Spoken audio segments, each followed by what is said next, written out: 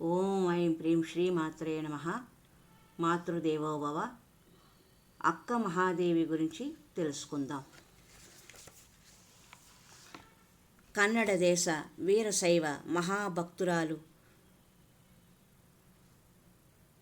అక్క మహాదేవి గురించి తెలుసుకుందాం. కన్నడ దేశ వీరశైవ మహాభక్తులు సుమతీదేవి, నిర్మల్ శెట్టి దంపతులు. ఎంతకాలం ఎదురు చూసినా సంతానం కలగకపోయినప్పటికీ ఇంటి ఇలవేలుపు ఈశ్వరునిదే భారమంటూ ఉచ్ఛ్వాస నిశ్వాసలోనూ శివనామస్మరణంతో కాలం గడుపుతున్నారు.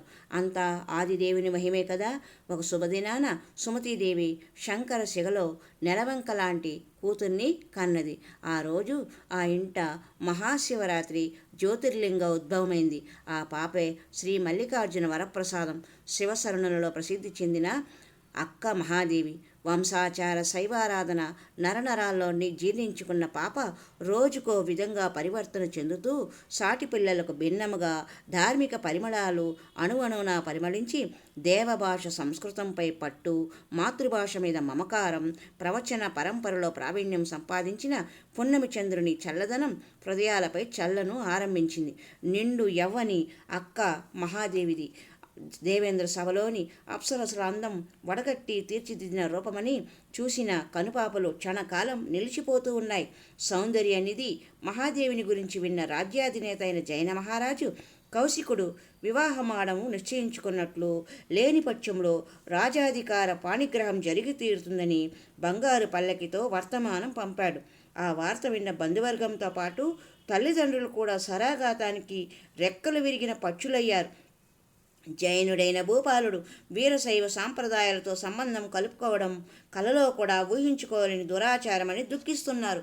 ఒకవేళ జరగకూడనిదే జరిగితే వెనుక ముందు తరాలకు వర్ణ సంక్రమణ దోషము అంటగట్టిన జంటగా చరిత్రలో మిగిలిపోతామని చింతతో జీవోత్సవాలయ్యారు సుమతీదేవి, నిర్మల్ శెట్టి దంపతులు.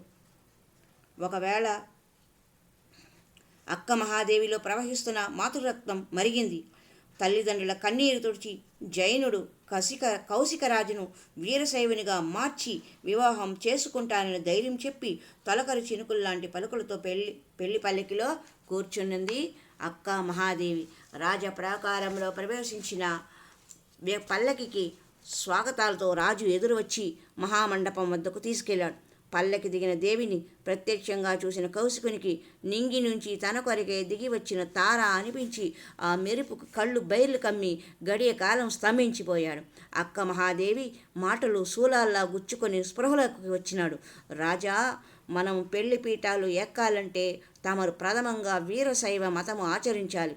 మీరు కట్టుబడవలసిన ద్వితీయ నియమము, నేను దైవారాధనలో నిమగ్నమై ఉన్నప్పుడు కనీసం తమరి దృష్టి కూడా నాపై పడకూడదని శాసనంలో చెప్పి పూజామందిరంలోకి వెళ్ళిపోయింది అక్క మహాదేవి. ఎంతకాలంగానో ఊరిస్తున్న అద్భుత దీపం అరచేతిలో ఉన్నా ఇంకా కలలు కంటూ కూర్చుంటే కామాగ్ని కార్చిచ్చులా వ్యాపించి తట్టుకోలేక పూజామందిరానికి వెళ్ళి వెనక నుంచి ఆలింగనం చేసుకోబోయాడు కౌశికుడు. తాపసి అక్క మహాదేవి కోడత్రాచు తోకపై నిలిచినట్టే లేచి నియమాలు అతిక్రమించి కామపిశాచానికి బానిసైన రాజా, ఏ అంగసష్టంపై వ్యామోహం పెంచుకున్నావో వాటిని ఆస్వాదిస్తూ తుచ్చము సుఖము అనుభవించమని ఒంటిపై బట్టలోడదీసి కౌశిక ముఖంపై వివస్రయింది. రెప్పపాటు సమయంలో నిలువెత్తు పెరిగిన కురులు, స్త్రీజాతి సహజ సంపదలు మూసివేశాయి. ఆ పరాశక్తి దిగంబర దేహంతో మహారాజుకు జైన తీర్థంకరుల రూపంలో దివ్య దర్శనమిచ్చారు. జ్ఞానోదయమైన కౌశికుడు సాష్టాంగ ప్రణామం చేసి లేస్తే దిగంబరదేవి అదృశ్యమైంది. సిరిగిరులు శ్రీశైల క్షేత్రం చేరుకొని సాధకులు మాత్రమే అడుగిడగల కదళీవనంలో కొంతకాలం తపస్సు చేసి చుక్కల పర్వత పరిసర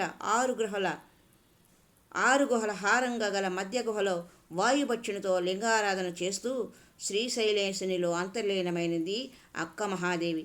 నేటికి అక్క మహాదేవి గుహ దర్శించి తరించవచ్చు.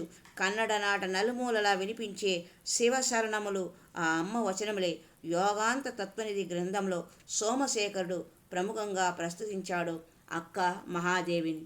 హరి ఓం తత్సత్. ఓం ఐం ప్రీం శ్రీ మాత్రే నమః.